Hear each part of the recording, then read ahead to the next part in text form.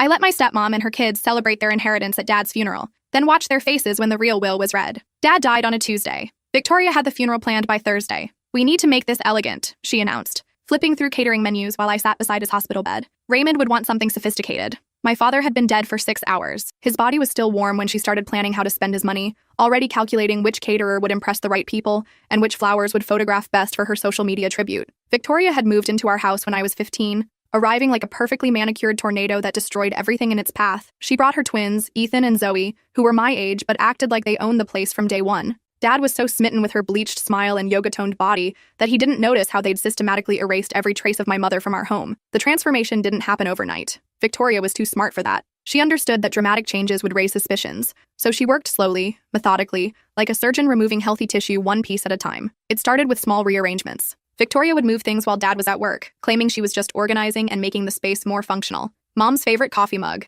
a chipped ceramic piece I'd made in 3rd grade art class, disappeared from the kitchen cabinet. When I asked about it, Victoria said it must have been accidentally broken during cleaning. "These things happen," she said with practiced sympathy. "I'm sure your mother would understand." Mom's reading chair, a comfortable overstuffed armchair where she'd spent countless evenings reading to me, got moved to the basement because it didn't match the aesthetic Victoria was creating. The family photos on the mantle were gradually replaced with Victoria's professional headshots and glamour shots of the twins. "We need to blend our families visually," she explained when I protested. "It's important for your father to see us as a unified unit." But I knew the truth. Victoria wasn't helping Dad heal or blending our families. She was methodically erasing my mother's existence to make room for herself, like painting over a masterpiece with cheap house paint. The psychological manipulation was subtle but relentless. Victoria would make comments about how unhealthy it was for Dad to cling to memories of his deceased wife, how important it was for him to move forward and embrace new possibilities. She'd frame every suggestion as being for his own good, positioning herself as the caring woman who wanted to help him heal. "Grief counselors recommend removing triggers," she'd say while boxing up Mom's belongings. "Your father needs space to build new memories without constantly being reminded of his loss." When I protested that these weren't triggers but cherished memories, Victoria would sigh and explain that I was too young to understand the complexities of adult grief. "Your father is trying to build a new life," she'd say.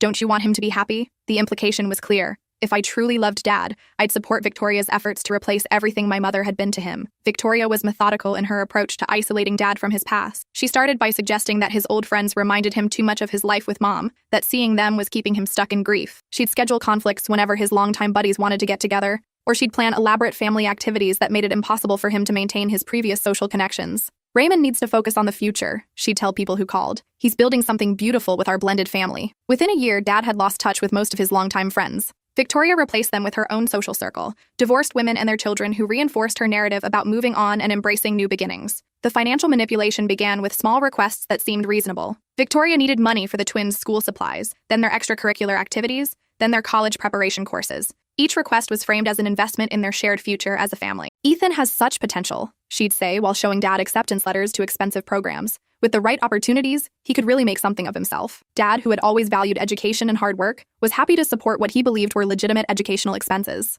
What he didn't realize was that Victoria was systematically redirecting funds from my college savings into accounts she controlled. The college fund that Mom and Dad had been building since I was born suddenly became a family education fund that somehow only funded Ethan and Zoe's activities. When I questioned this, Victoria had elaborate explanations about tax benefits and education planning that made Dad's eyes glaze over. "It's much more efficient to pool resources," she'd explain. "This way, all the children benefit equally." But the benefits were never equal. Ethan got a BMW for his 16th birthday while I got a lecture about the value of taking the bus. Zoe got a shopping spree at Nordstrom while I was told that thrift stores built character. The twins got private tutoring and college prep courses while I was encouraged to consider community college as a more practical option. Victoria's masterstroke was convincing Dad to refinance the house to pay for the twins' private school tuition. She presented it as a smart financial move, claiming that property values were rising and they could take advantage of low interest rates. "We're investing in the children's future," she said, showing Dad glossy brochures from elite preparatory schools. "This education will open doors for them that could change their entire lives." What Victoria didn't mention was that refinancing the house meant that a significant portion of Dad's equity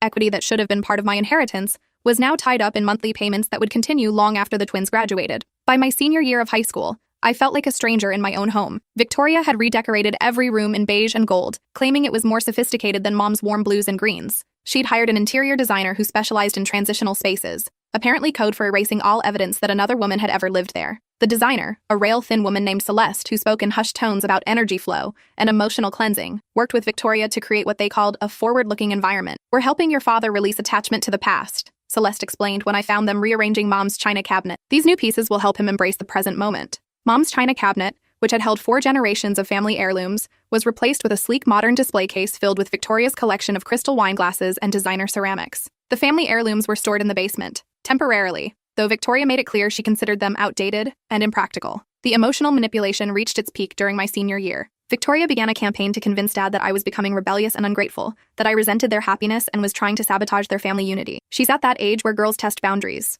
Victoria would say when I questioned her decisions. "It's important that we present a united front, or she'll try to manipulate us against each other." Victoria was an expert at timing her conversations with Dad. She'd wait until he was tired and stressed from work to suggest new rules that always benefited her children at my expense. She'd frame every restriction as being for my own good, every privilege granted to the twins as being necessary for their development. "College prep students need more sleep," she'd say about my 9 p.m. curfew, while Ethan and Zoe were allowed to stay out until dawn. "Too much social activity interferes with academic focus," she'd explain when she banned my friends from the house, while hosting elaborate pool parties for the twins' social circle. The breaking point came during my high school graduation. Victoria had planned an elaborate celebration for Ethan and Zoe, who were graduating the same day from their private school. My graduation ceremony was at 2 p.m. Their party was scheduled to start at 3 p.m. at our house. "We can't reschedule," Victoria explained when I pointed out that this timing would make it impossible for our family to properly celebrate my graduation. "The caterers are already booked, and we've sent invitations. You understand how these things work." I sat alone at my graduation ceremony, watching other families take photos and celebrate their children's achievements, while my father checked his watch anxiously, clearly eager to get home for Victoria's party. He left immediately after my name was called,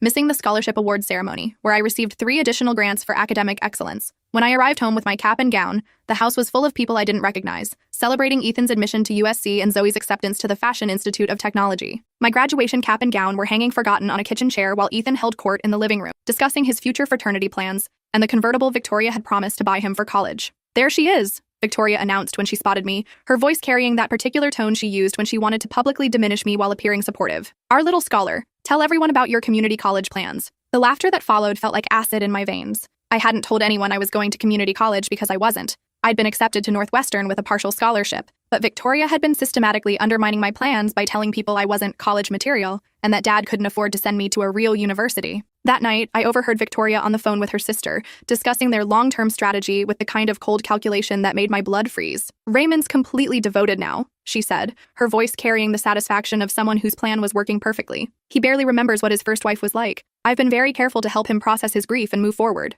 "What about his daughter?" her sister asked. "She'll age out soon enough," Victoria replied with casual dismissal. 18-year-olds move on. It's natural progression. Once she's out of the house, she'll fade from his priorities. The twins will be his real children, the ones he's invested in emotionally and financially. I realized then that this had never been about love or marriage or blending families. Victoria was running a long con, systematically isolating Dad from his past and his daughter to secure her family's financial future. She wasn't just stealing his money, she was stealing his memory, his identity, and his relationship with me. The next morning, I confronted Dad directly about what I'd overheard. "Victoria is trying to replace me," I said, sitting across from him at the breakfast table while Victoria was at her yoga class. "She's erasing Mom's memory and pushing me out so her kids can inherit everything." Dad's face went cold in a way I'd never seen before. The man who had taught me to ride a bike and helped me with homework for 12 years looked at me like I was a stranger making unreasonable demands. "Victoria has been nothing but kind to you," he said, his voice flat and distant. "She's trying to blend our families, and you're making it impossible with your jealousy and resentment." "Dad, please just listen to what I'm saying." "No, you listen," he said, standing up and pacing the kitchen. "Victoria and I are getting married next month. Her children will officially become my stepchildren, and I expect you to treat them with respect and gratitude. If you can't handle that,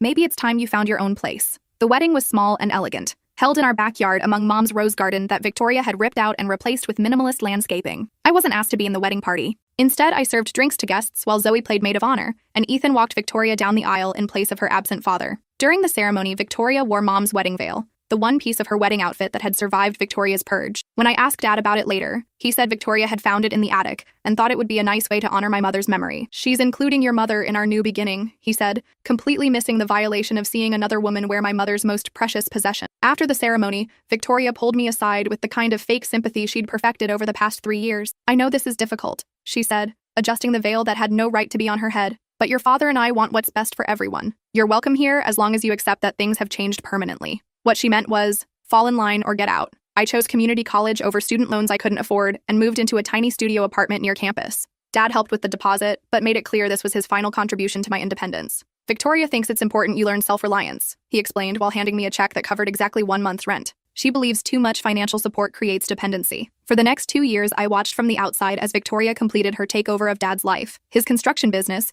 which had been his pride and joy for 25 years, got restructured to include Victoria as co-owner and financial manager. The twins were added to all his bank accounts as beneficiaries. Even Dad's life insurance policy was updated to list Victoria as the primary beneficiary and the twins as secondary, with me removed entirely from the policy. I tried maintaining a relationship with Dad, calling weekly and visiting for holidays, but every conversation felt scripted and supervised. Victoria was always hovering, steering discussions away from the past and toward the twins' endless accomplishments. Ethan made Dean's List again, she'd announced during Sunday dinners, beaming with pride. Zoe's internship at the fashion magazine is going wonderfully, she'd add. They're considering offering her a full-time position after graduation. When I mentioned my own successes, making honor roll, getting promoted at my campus job, earning a scholarship for my final semester, the responses were polite but distant, like Dad was hearing about the achievements of a casual acquaintance rather than his daughter. "That's nice, dear," he'd say, before launching into a detailed story about Ethan's fraternity leadership position or Zoe's latest photography project. I realized that Victoria had successfully rewritten Dad's definition of family. I was now the outsider, the reminder of his previous life that he'd moved beyond, while the twins had become his real children, the ones worthy of his attention, investment, and love. The real warning signs started during Dad's 62nd birthday party. Victoria had planned an elaborate celebration at the country club, complete with a slideshow of family memories projected on a large screen. I watched in horror as photo after photo flashed by.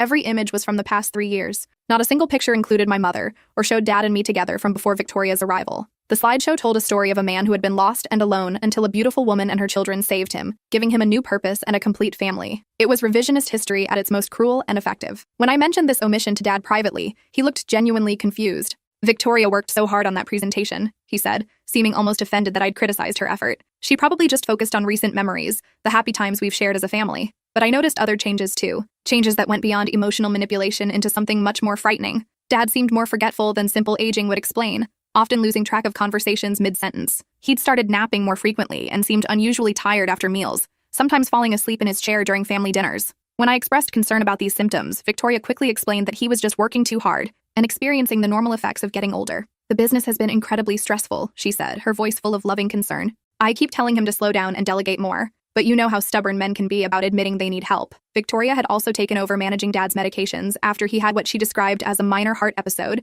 during a family vacation. She counted out his pills each morning with military precision, claiming the doctors had said he was getting confused about dosages and needed supervision. "It's just precautionary," she assured me when I visited and noticed the elaborate pill organizer system she'd implemented. "The cardiologist wants someone monitoring his daily routine to make sure he doesn't accidentally double dose or skip medications." Dad, who had run a successful construction company for 25 years and managed complex projects involving millions of dollars and hundreds of workers with military precision, suddenly couldn't remember to take his heart medication properly. The contradiction was glaring, but every time I questioned it, Victoria had perfectly reasonable explanations backed up by medical documentation and concerned conversations with healthcare providers. "You're being paranoid," Dad would say when I suggested getting a second opinion or seeing his longtime physician. "Victoria's just looking out for me. She understands these medical things better than I do." The first real alarm bell rang on a Tuesday night when Dad called me at 3 a.m., his voice thick and disoriented in a way that made my stomach drop. "Where's your mother?" he asked, the confusion in his voice heartbreaking. "She was supposed to pick you up from school. I've been waiting for hours." "Dad, Mom died 8 years ago," I said gently. "I'm 20 years old. I live in my own apartment." There was a long silence, punctuated by the sound of Dad's labored breathing and what sounded like shuffling footsteps in the background. "I don't understand," he said finally. "Victoria said you were still in high school. She showed me your report card." Before I could respond, Victoria's voice came through the phone, crisp and authoritative. "Raymond, you're having another episode," she said. "Let me help you back to bed. You need your rest." The phone went dead, leaving me staring at my ceiling in the dark, my heart pounding with a terrible understanding of what was happening. When I called back the next morning, Victoria answered with her usual bright tone, explaining that Dad had been experiencing some confusion due to his new medication regimen. "The cardiologist had to adjust his prescriptions after his latest tests," she said, her voice full of medical authority. "Disorientation and memory issues are common side effects while his body adjusts to the new combinations." But when I researched Dad's supposed medications online, the combinations Victoria described didn't match any standard cardiac treatment protocols I could find. Some of the drugs she mentioned weren't even heart medications. They were sedatives and anti-anxiety medications that, when used together in high doses, could cause severe memory problems, confusion, and cognitive decline. I started keeping a detailed journal of Dad's behavior during my visits, documenting the times he seemed sharp and alert versus when he appeared foggy and disoriented. A clear pattern emerged. Dad was most confused in the evenings after dinner and most lucid in the early mornings before Victoria gave him his daily medications. During one visit, I arrived early in the morning before Victoria's usual medication routine. Dad was in the garden, pruning roses with steady hands and clear focus. When he saw me, his face lit up with genuine recognition and warmth. "There's my girl," he said, pulling me into a hug that felt like the father I remembered. "How's school going? Are you still planning to transfer to Northwestern?" For 20 minutes, we had a completely normal conversation. Dad asked about my classes, my job, my plans for the future. He seemed sharp, engaged, and completely himself. But then Victoria appeared with his morning pills and a glass of orange juice. "Time for your medication, honey," she said sweetly, watching carefully as Dad swallowed each pill. Within 30 minutes, the man I'd been talking to was gone, replaced by someone who seemed confused about who I was and why I was visiting. When I tried to discuss this pattern with Dad during one of his more lucid moments, he gripped my hand with surprising strength and glanced nervously toward the kitchen where Victoria was preparing his evening medications. "Something's wrong," he whispered, his voice filled with a desperation that broke my heart. "I can't think clearly anymore. Everything feels fuzzy, like I'm living underwater. Dad, maybe we should talk to a different doctor, get a second opinion." "She won't let me," he said quickly, his eyes darting toward the sound of Victoria's footsteps. "Victoria handles all my appointments now. She says I get too confused and give doctors wrong information about my symptoms." Before I could respond, Victoria returned with a glass of water and Dad's evening medications, her smile bright and loving. "Time for your pills, honey," she said, counting each one carefully into his palm and watching to make sure he swallowed them all. 20 minutes later, Dad was struggling to follow our conversation and seemed ready for bed, despite it being only 7 p.m. on a Saturday evening. That night, I called Dad's longtime physician, Dr. Morrison, who had been treating our family for over 15 years and had delivered me when I was born. "I'm concerned about my father's medication regimen," I said. "He seems confused and disoriented, especially in the evenings, and the symptoms seem to be getting worse." Dr. Morrison was quiet for a long moment, and when he spoke, his voice carried a gravity that made my hands shake. "I haven't seen your father in over 8 months, he said finally. His wife transferred his care to a new practice last year. She said he wanted someone closer to home who specialized in geriatric medicine. "What new practice? Who's his doctor now?" "I'm not sure, Doctor," Morrison admitted. She didn't provide forwarding information, which was unusual. When I tried to send his medical records, the address she gave turned out to be incorrect. I spent the next week researching every cardiologist, geriatrician, and family practice in a 50-mile radius, calling each office to see if Dad was a patient. Nobody had him on file. Either Victoria was lying about his medical care completely, or she'd found a doctor willing to prescribe medications without proper oversight, which would be illegal and dangerous. The truth was worse than I could have imagined. I hired a private investigator named Derek Chen, a former police detective who specialized in elder abuse cases. What he discovered about Victoria's background made my blood run cold. Victoria hadn't just been married once before meeting Dad. She'd been married 4 times. 2 of her previous husbands had died under suspicious circumstances involving medication interactions and sudden health declines. One husband's family had filed a police report claiming Victoria had systematically poisoned him, but the case was dropped due to insufficient evidence and Victoria's convincing portrayal of herself as a grieving widow. The investigator also discovered that Victoria wasn't just managing Dad's medications. She was ordering them online from questionable pharmacies in other countries, using forged prescriptions and adjusting dosages without any medical supervision. The combinations she was giving Dad were not only inappropriate for his actual health conditions, they were potentially lethal if continued long-term. Even more damning, Derek found evidence that Victoria had been systematically stealing from Dad's business accounts, using her position as co-owner to redirect funds into accounts she controlled. She'd convinced Dad to sign financial documents by telling him they were routine business paperwork, but they were actually changing ownership structures and beneficiary designations. Armed with this information, I drove to Dad's house early one morning when Victoria was at her weekly yoga class. I found Dad in his workshop looking more alert than I'd seen him in months. "Dad, I need you to listen very carefully," I said, showing him Derek's report. "Victoria has been poisoning you." I expected shock, denial, even anger. What I didn't expect was the look of relief that crossed Dad's face. "I know," he said quietly. I stared at him in disbelief. "You know? Not poisoning exactly, but something," he said, his voice growing stronger and more focused than I'd heard in years. "The pills make me tired and confused, but I'm not stupid. I've been pretending to take them and hiding them instead." He led me to a small box hidden behind his workbench, filled with hundreds of pills in various colors and sizes. I started getting suspicious when I couldn't remember conversations from the day before, he continued. "So I began palming the pills during dinner and storing them here. I wanted to see if my symptoms improved when I stopped taking them." "Dad, why didn't you say something? Why didn't you call the police?" Dad's expression hardened with a determination I hadn't seen since before Victoria entered our lives. "Because I needed to understand what she was planning," he said. "And I needed evidence that would stick. Victoria's smart. She's done this before. I couldn't just accuse her of drugging me without proof that would hold up in court." He pulled out a larger box from under his workbench. Inside were notebooks filled with dates, times, and detailed observations about Victoria's behavior. Printed emails between Victoria and someone claiming to be Dr. Kowalski about adjusting Dad's treatment plan. Photos of Victoria crushing extra pills into Dad's food. Even receipts for medications ordered online without prescriptions. "I installed hidden cameras in the house 4 months ago," Dad said. "Everything's being recorded. Her preparing my food, counting out pills, researching medication interactions online." "But Dad, why are you still living with her? Why haven't you called the police already?" Dad's expression turned cold and calculating. "Because I want her to think she's winning right up until the moment she loses everything." Over the next 2 hours, Dad explained his plan with the methodical precision of the successful businessman he'd always been. He'd been working with his longtime lawyer, Mr. Patterson, to build an airtight case against Victoria,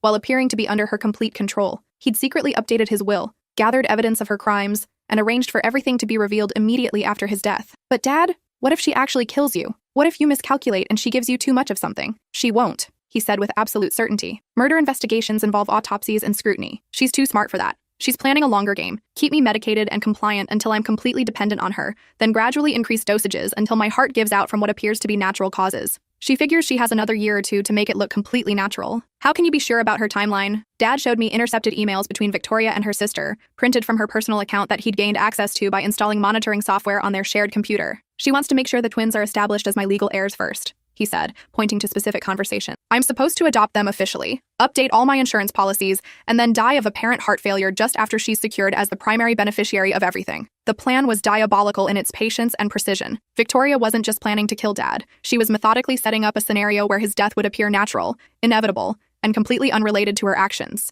So what's your plan? I asked. I'm going to give her exactly what she thinks she wants, Dad said with a grim smile, and then I'm going to take it all away. Dad's counter-strategy was elegant in its simplicity and devastating in its completeness. He would continue pretending to be under Victoria's influence while secretly documenting everything she did. When his apparent health declined enough to require hospitalization, which Victoria was actively working toward, he would make sure all the evidence was ready for immediate release. She thinks she's slowly killing me, Dad explained, but really, I'm building the case that's going to destroy her completely. The next few months were agonizing for me. I had to watch Victoria continue her charade of loving care, while knowing exactly what she was doing. Dad continued to appear confused and dependent, but our secret communications kept me informed of his real condition and the evidence he was gathering. He'd figured out how to fake taking his medications while secretly filming Victoria's attempts to increase his dosages. He'd discovered that she was also putting additional drugs in his food, sedatives that would make him more compliant and eventually lead to heart failure when combined with the medications she was supposedly giving him. The most damning evidence came when Dad installed a hidden camera in Victoria's home office. We watched her research his life insurance policies, calculate inheritance timelines,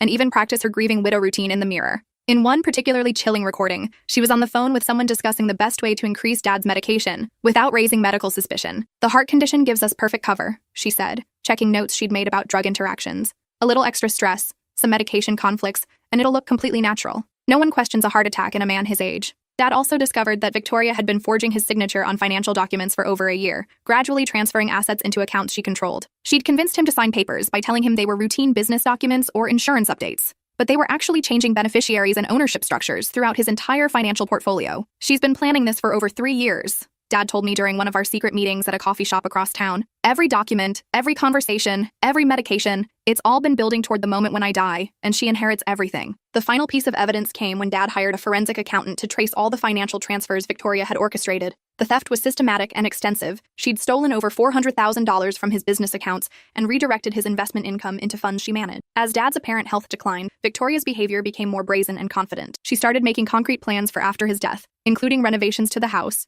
arrangements for the twins' ongoing education expenses, and even discussions with a travel agent about the European vacation she planned to take once she was a wealthy widow. Poor Raymond is struggling so much, she'd tell friends and neighbors. The doctor says his heart is failing faster than we hoped. It's just a matter of time now. What she didn't know was that Dad had been secretly recording these conversations and sharing them with his lawyer and the private investigator. The day Dad was hospitalized with severe chest pains, which Victoria had induced by significantly increasing his medication dosage and adding a dangerous drug interaction, everything was already in motion. Mr. Patterson had copies of all evidence. Law enforcement had been briefed, and a completely revised will had been filed that excluded Victoria and her children entirely. Dad died 3 days later, apparently from heart failure brought on by medication complications. Victoria's performance at the hospital was worthy of an Academy Award. The devastated wife who'd done everything possible to save her beloved husband. But Dad had planned for this too. Hidden cameras in his hospital room captured Victoria's moments of unguarded satisfaction when she thought no one was watching. In one particularly revealing moment, she was caught smiling while texting someone about finally being free to live the life she deserved. At the funeral, Victoria orchestrated every detail to present herself as the grieving widow and devoted stepmother. She wore designer black that she'd purchased weeks earlier, as if she'd been preparing for this moment. Her tears seemed genuine to most observers, but I noticed how she checked her phone constantly, and how her grief seemed to lift whenever she thought no one was looking. Ethan and Zoe flanked her like bodyguards, already discussing their inheritance and making plans for their share of Dad's estate. They'd been told by Victoria that Dad had left everything to their family, with only a small keepsake set aside for his biological daughter. I can't believe he's gone, Victoria sobbed to the assembled guests, her voice carrying just the right amount of heartbreak. But I know Raymond would want us to carry on his legacy and honor everything he worked so hard to build. During the service, Victoria delivered a heartfelt eulogy about Dad's generosity and love for family, describing how he'd embraced her children as his own, and how excited he'd been about their future together. Raymond always said that family isn't just about blood, she said, looking directly at me with what appeared to be compassion but felt like victory. It's about the people who choose to love and support each other through everything life brings. The implication was clear. I had failed to be that kind of family member, while Victoria and her children had earned their place as Dad's true family. I sat in the back row during the service, watching this performance with a mixture of grief for my father and anticipation for what was coming next. Nobody had saved me a seat with the family, but that was perfectly fine. I had a better view of everyone's faces from back there.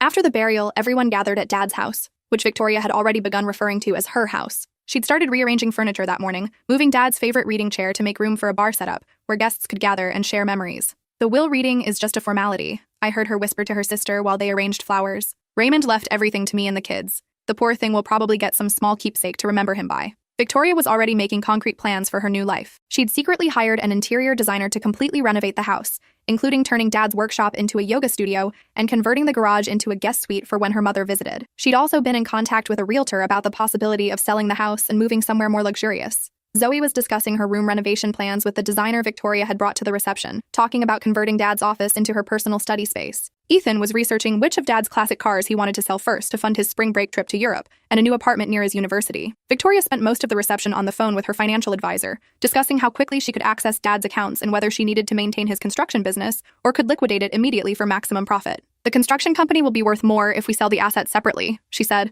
not bothering to lower her voice since she assumed everyone supported her plans. "The equipment alone should bring in a substantial amount." That's when Mr. Patterson arrived with his briefcase and a solemn expression that immediately caught Victoria's attention. He looked like he was carrying bad news, which made Victoria's confident smile falter for just a moment before she recovered her composure. "I'm so sorry for your loss," he said, setting up his materials at the dining room table with the gravity of someone about to deliver life-changing information. "Raymond asked me to read his will immediately after the service." Victoria smoothed her expensive black dress and took her position at the head of the table, the spot she'd been planning to claim as the new matriarch of the family. Ethan and Zoe flanked her like loyal lieutenants, barely containing their excitement about learning the details of their inheritance. I remained standing by the kitchen doorway, exactly where Dad had instructed me to position myself months earlier. "Should we wait for other family members?" Mr. Patterson asked politely, glancing around the room. "This is the family," Victoria said firmly, her voice carrying the authority of someone who believed she was about to inherit everything. "Raymond's daughter chose not to be part of our lives. She's here out of obligation, not love." I said nothing, just as Dad had instructed me to do. My time to speak would come soon enough. "Very well," Mr. Patterson said, opening his briefcase with deliberate precision. "The last will and testament of Raymond Blackwood, dated 6 months ago and witnessed by 3 independent parties." Victoria's smile grew wider with anticipation. She'd been waiting for this moment for over 3 years. "To my wife Victoria, I leave my gratitude for showing me who she really was." Her smile faltered slightly, but she quickly recovered. This was probably just Dad's dramatic way of expressing his love before getting to the substantial bequests. "To her children, Ethan and Zoe, I leave the same. My gratitude for revealing their true character and intentions." Now Ethan looked confused, glancing at his mother for reassurance that this was normal legal language that would make sense soon. "To my daughter, who remained loyal even when I appeared to abandon her, I leave everything: the house, all bank accounts, all investments, the construction business, and all personal property." Victoria shot up from her chair like she'd been electrocuted, her face transforming from confident satisfaction to pure shock in an instant. "That's impossible," she said, her voice shaking with disbelief and rage. "We discussed this extensively. Raymond promised me everything would be left to our family." Mr. Patterson held up his hand with calm authority. "There's more, Mrs. Blackwood. To the appropriate authorities, I leave comprehensive evidence of fraud, elder abuse, systematic medication tampering, and attempted murder. This evidence has been compiled over the past 6 months and includes video recordings, financial records, medical documentation, and detailed witness statements." The room went completely silent except for the sound of Victoria's increasingly labored breathing and Zoe's sharp gasp of shock. "Additionally," Mr. Patterson continued with the methodical precision of someone who'd prepared for this moment, "Raymond specifically requested that this evidence be presented to law enforcement immediately following the reading of his will." Victoria's face had gone completely white, then flushed red with rage and panic. "This is absolutely ridiculous," she stammered, looking around the room for support. Raymond was confused and paranoid at the end. The medications made him suspicious of everyone who tried to help him. He didn't know what he was saying. "On the contrary," Mr. Patterson said, pulling out a thick folder filled with documentation. "Raymond had 3 separate psychological evaluations over the past 6 months, all conducted by independent professionals, and all confirming his complete mental competency. He also had independent medical evaluations confirming that the medications he was supposedly prescribed would have been fatal in the combinations and dosages you were administering." Victoria's carefully constructed mask finally slipped completely,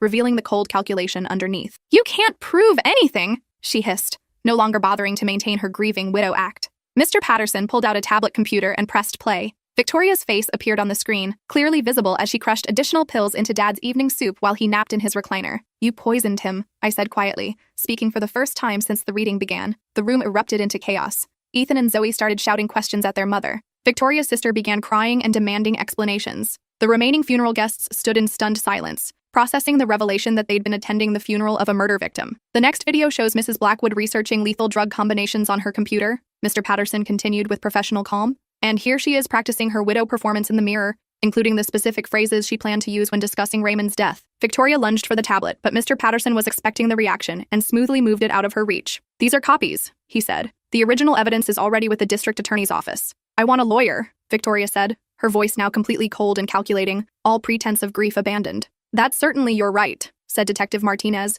who had just walked through the front door with 2 uniformed officers. Victoria Mills, you're under arrest for elder abuse, financial fraud, and attempted murder. As they read her rights, Victoria turned on me with pure, undiluted hatred. This should have been mine, she screamed as they handcuffed her, her voice carrying years of resentment and entitlement. He was nothing before I came along. Nothing. A broken man grieving his dead wife. I gave him purpose. I gave him a family. I gave him a reason to live. And you're just a jealous little bitch who couldn't stand that he loved me more than you. No, I said calmly, meeting her furious gaze without flinching. He never loved you at all. He was just gathering evidence to destroy you. The officers had to physically drag her out as she continued screaming about how the evidence was fabricated and how I'd manipulated a sick old man against his loving wife. Ethan and Zoe sat in stunned silence as Detective Martinez explained that they might face charges for benefiting from their mother's crimes, depending on what they knew and when they learned it. We really didn't know, Zoe whispered, tears streaming down her face. We thought she just helped him organize his pills and manage his schedule. And the money she was spending on your education and expenses? Detective Martinez asked. She told us Dad wanted to help with our future, Ethan said, his voice barely audible. She said he loved us like his own children and wanted to make sure we had every opportunity. The detective nodded. We'll need formal statements from both of you. Depending on what our investigation reveals about your knowledge and involvement, you may or may not face charges.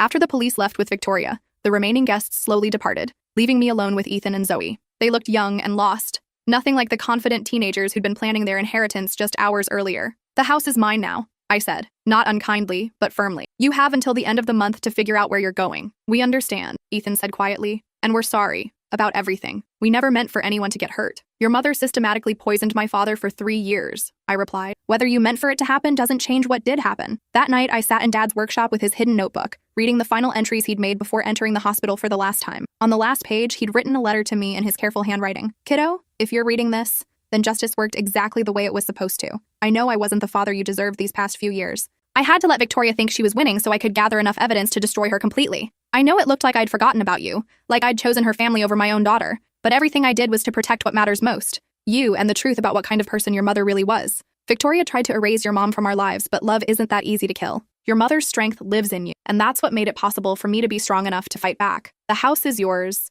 the business is yours, but more importantly, you have your freedom and your future back. Use them well. I'm proud of the woman you've become, even when I couldn't show it. Love always, Dad. I cried for the first time since he died, finally understanding that he'd never abandoned me at all. Every cold interaction, every moment when he seemed to choose Victoria's family over mine, had been part of a larger plan to protect me and expose her. The trial took 10 months and became a sensation in our community. Victoria was convicted on all charges after the overwhelming evidence was presented to the jury. The prosecution called it one of the most calculated and cold-blooded cases of elder abuse they'd ever seen. The defendant systematically isolated, poisoned, and robbed a man who trusted her completely, the judge said during sentencing. The premeditation and cruelty involved, combined with evidence of similar behavior in previous relationships, warrant the maximum penalty available under law. Victoria was sentenced to 25 years in prison without the possibility of parole. She showed no remorse throughout the trial, maintaining her innocence and insisting that she'd been trying to help Dad manage his medical conditions. Ethan and Zoe were not charged after cooperating fully with the investigation and testifying about their mother's manipulation. They both described how Victoria had controlled their access to Dad and fed them false information about his wishes and feelings. We thought he really wanted to adopt us, Zoe testified, tears streaming down her face. Mom said he was just waiting for the right legal moment to make it official. The twins moved in with their aunt in another state after the trial. They both reached out to apologize once they fully understood the extent of what Victoria had done. We know it doesn't change anything, Ethan wrote in a letter 6 months after the trial. But we want you to know that we never knew about the poisoning or the financial theft. If we had known, we would have called the police immediately. I kept Dad's house but sold the construction business to his longtime foreman, who'd always been loyal to our family and understood Dad's vision for the company. With the money from the sale, I finished my degree at Northwestern, the school Mom and I had always dreamed about, and started a nonprofit organization focused on identifying and preventing elder abuse. Our first case involved an 80-year-old man whose live-in caregiver was systematically stealing his Social Security payments and selling his medications. Our second case exposed a nursing home that was over-medicating residents to keep them compliant and manageable. By the end of our first year, we'd helped prosecute 12 cases of elder abuse and recovered over $500,000 in stolen assets for victims and their families. Dad would have been proud of what grew out of his sacrifice and planning. On the first anniversary of Dad's death, I visited his grave and told him about the lives we'd saved. I brought photos of the families we'd helped and read him thank you letters from people who'd escaped situations similar to what he'd endured. We saved Mrs. Chen from a daughter-in-law who was forging her Social Security checks and isolating her from other family members, I told his headstone. And Mr. Rodriguez's nephew was stealing his prescription medications to sell on the street while giving him sugar pills instead. The evidence-gathering techniques you taught me helped convict them both. Sometimes people ask if I feel guilty about the elaborate trap Dad set for Victoria or whether I think his methods were extreme. The answer is simple. I don't feel guilty about anything. Dad chose to sacrifice 3 years of his life and risk his health to gather irrefutable evidence against a woman who would have killed him and stolen everything he'd worked for. Victoria still writes me letters from prison, claiming she was framed and that Dad was mentally ill. She insists that she loved him genuinely and was only trying to help manage his medical care according to doctor's orders. I don't read her letters anymore. The last communication I received from her was through her lawyer, offering to provide information about her previous husband's deaths in exchange for a reduced sentence. The FBI is investigating those cases now, and preliminary evidence suggests that at least 2 other men died under suspicious circumstances while married to Victoria. I've learned that some people are poison in human form, and the only way to protect yourself and others is to document everything meticulously and trust the justice system to work the way it's supposed to when given sufficient evidence. The house feels peaceful now. I've restored it to the way it looked when Mom was alive, with her favorite colors and the family photos Victoria tried to erase. Dad's workshop has become a memorial space where I keep his evidence notebooks and the awards our nonprofit has received for helping elder abuse victims. On quiet evenings, I sit in Mom's reading chair and imagine her and Dad together, finally at peace, knowing that truth and love won in the end against calculation and greed. And sometimes when I'm working on a difficult case involving elder abuse, I can almost hear Dad's voice guiding me through the process of gathering evidence and building an unbreakable case for justice. Victoria thought she could erase our family history and rewrite our story with herself as the hero. Instead, she revealed her true nature and gave Dad exactly the evidence he needed to make sure she could never hurt anyone else. The best revenge isn't just letting the truth speak for itself, it's making sure that truth protects other people from experiencing the same kind of calculated evil. Justice isn't always immediate, but when it comes, it's devastating and complete.